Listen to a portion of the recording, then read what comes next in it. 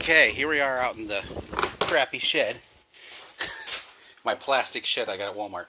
And this is my winter project right here. This is my 1976 Honda Elsinore 250. Rode this a ton as a teenager. And I'm going to be restoring it this winter. So, frame-wise, it's in pretty good shape. The plastics are okay. The stem got broken on the clutch here, so I'm going to need to replace it. That's not a big deal. I need it, the grips are completely disintegrating on it. So let's do a quick, I just want to show you what's wrong with it.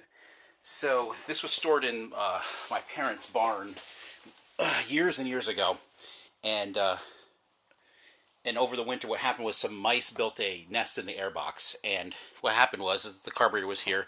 Piston happened to be at the bottom of the stroke, so the mouse piss ran through the carburetor into the cylinder here and glued the piston at the bottom of the stroke.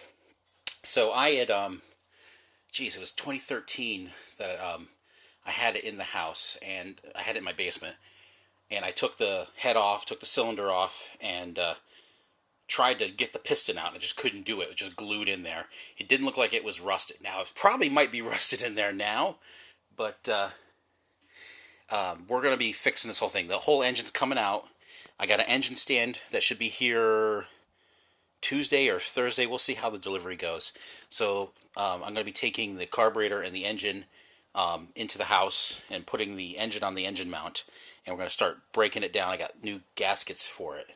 And that's what's going to happen. The tank and the seat are already inside the house, and I've polished the tank up. So hopefully it'll look pretty good. Interesting thing about this is that this is the MR250. The same year CR has a lot of shared parts, which is good. So I should be able to... the gasket set I got for the whole engine was CR primarily.